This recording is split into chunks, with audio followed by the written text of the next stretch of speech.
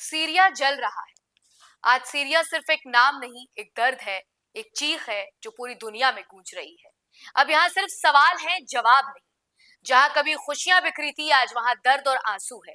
हर गली के एक नई कहानी है, हर घर में एक टूटी हुई उम्मीद।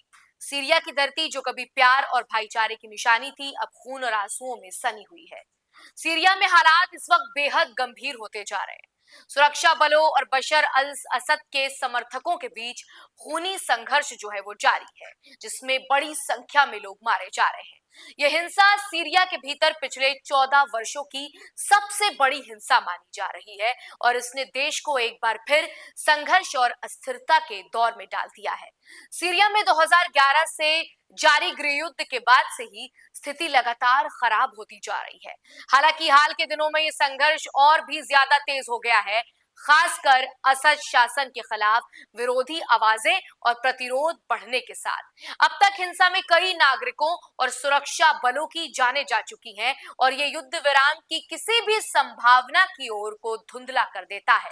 सीरिया में ये संघर्ष न केवल देश के लिए बल्कि क्षेत्रीय और वैश्विक सुरक्षा के लिए भी चिंता का सबब बन चुका है, क्योंकि इसमें कई अंतर्राष्ट्रीय शक्तियां भी शामिल हैं और इसका प्रभाव आसपास के देशों पर भी पड़ रहा है।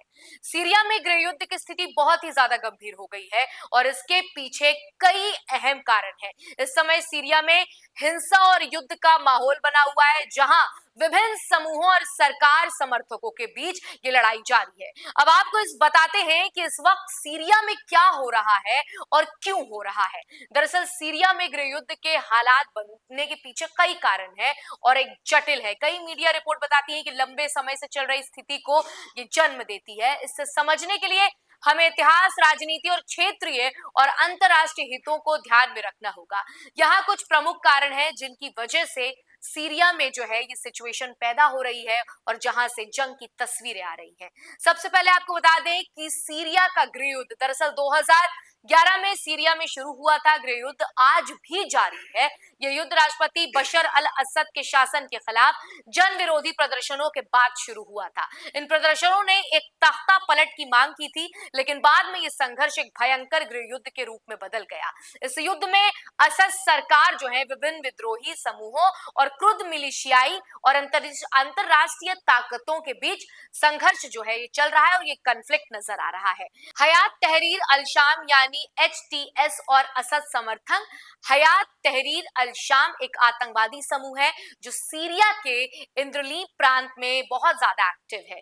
ये समूह अल कायदा से जुड़ा हुआ था, लेकिन ये आजाद रूप से काम करता है। दरअसल HTS के नियंत्रण वाले इलाकों में असद सरकार के समर्थन और सुरक्षा बल कई बार हमले कर चुके हैं। यहाँ तक कि असद समर्थक सुरक्षा बलों ने बदला लेने की कार्रवाई शुरू कर दी है, जिसका मुख्य कारण अलावी संप्रदाय के खिलाफ हिंसा को बढ़ावा देना है।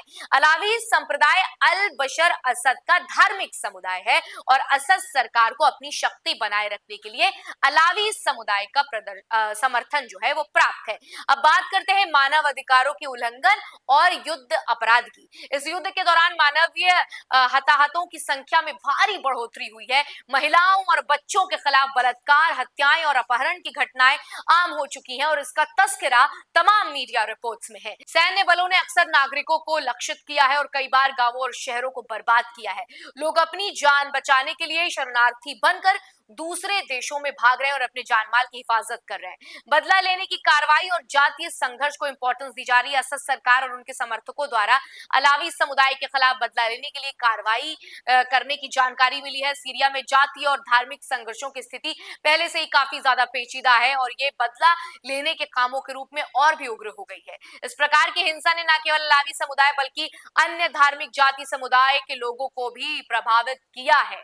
वहीं हम बता दें आपको कि अंतर्राष्ट्रीय हस्तक्षेप भी इसमें हो गया। सीरिया में संघर्ष की ओर से और भी ज्यादा ये मुश्किलों का सबब बनता जा रहा है। रूस और ईरान असद सरकार के समर्थक हैं, जबकि अमेरिका, टर्की, सऊदी अरब और बाकी पश्चिमी देशों ने विद्रोही और कुर्दों का समर्थन किया है। ये अंतर्राष्ट्रीय समर्थन को बढ़ावा देना और संघर्ष को और बढ़ावा देना जैसा है। आपको बता दें कि कितना कुछ नुकसान इस वक्त सीरिया झेल रहा है।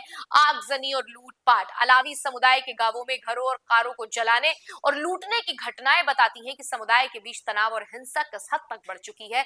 ये बदला लेने की कार्रवाई का हिस्सा हो सकती है, जहां एक विशेष समुदाय यानी कि अलावी को निशाना बनाया जा रहा है। इन गांवों को निवासियों ने इस बात का खुलासा किया है कि उनके घरों को न केवल लूटा गया बल्कि फिर आग भी लगाई गई और पूरे तरीके से निर्दोष और जो है कृत्य कार्य किया गया और निर्दोषों को सजा दी गई। वहां के लोगों का बुरा हाल, शवों की सड़कों पर पड़ी अवस्था बता रही है। बनियास जैसे कस्बों में शवों को और इमारतों के नीचे छत पर पड़ा मिल रहा है। ये साबित करता है कि लड़ाई के दौरान नागरिकों की जान की कोई कद्र नहीं की जा रही है। शवों को दफनाने को रोकना और उन्हें सार्वजनिक रूप से छोड़ देना ये युद्ध अपराधों की श्रेणी में आता है और इससे ये साफ होता है कि घृणा और संघर्ष किस हद तक लोगों को नुकसान पहुंचा रहा है। महिलाओं के खिलाफ हिंसा हो रही है। महिलाओं को सड़कों पर बिना कपड़ों के घुमाने और फिर गोली मारकर हत्या कर देने जैसी घटनाएं पूरी दुनिया में एक अनएक्सेप्टेबल मुद्दा है जिस पर बात होनी चाहिए। ये केवल युद्ध अपराध ही नहीं बल्कि मानवीयता के खिलाफ एक घिनौना अपराध है। महिलाओं और बच्चों के खिलाफ ऐसे हमले युद्ध में अक्सर होते हैं और इस तरीके की घटनाएं केवल संघर्ष के एक और भयावह पहलू को जो है वो उजागर करती है। कुल मिलाकर अगर आप इसके कारण को देखें तो ये हिंसा और बर्बरता इस बात की ओर इशारा करती है कि सीरिया में संघर्ष अब केवल राजनीतिक या सैन्य मामलों तक सीमित नहीं है बल्कि ये समुदाय के बीच घृणा, प्रतिशोध और मानवाधिकारों का उल्लंघन बन चुका है। जब लोग अपने घरों से भागने को मजबूर होते हैं और सुरक्षा बल उन्हें मार देते हैं तो ये बताता है कि संघर्ष में नागरिकों की कोई सुरक्षा नहीं है और ये युद्ध पूरे तरीके से निर्दोष लोगों को निशाना बना रहा है। अंतर्राष्ट्रीय मानवाधिकार संगठन और संयुक्त राष्ट्र की समितियां इस तरीके की घटनाओं की कड़ी आलोचना करती हैं और ऐसे अपराधों को युद्ध अपराध में माना जाता है और जिन लोगों ने ये अपराध किए उन्हें सजा दिलाना जरूरी है। लेकिन अगर इन अपराधों के लिए जिम्मेदार पक्षों के खिलाफ कठोर कार्रवाई नहीं की जाती है तो स्थिति और भी ज्यादा गंभीर और भयंकर हो सकती है। अगर आप पूरे सिनेरियो को समझेंगे तो इस समय सीरिया में जो हो रहा है वो केवल सैन्य संघर्ष नहीं बल्कि ये एक घृणा और प्रतिशोध की स्थिति बन चुकी है, जैसे मैंने आपको बताया, जिसमें निर्दोष नागरिकों को भारी नुकसान हो रहा है। ये संकट न केवल सीरिया बल्कि पूरी दुनिया के लिए एक बड़ी चिंता का विषय है और इसके लिए समाधान के लिए सभी पक्षों को बैठकर बातचीत करना बेहद अहम हो गया है। फिलहाल आज की इस वीडियो में इतना ही। आपको हमारा ये वीडियो कैसा लगा हमें कमेंट सेक्शन में लिखकर जरूर बताइएगा और ऐसे ही तमाम अहम जानकारियों से जुड़े रहने के लिए बने रहिए डीएनपी इंडिया के साथ।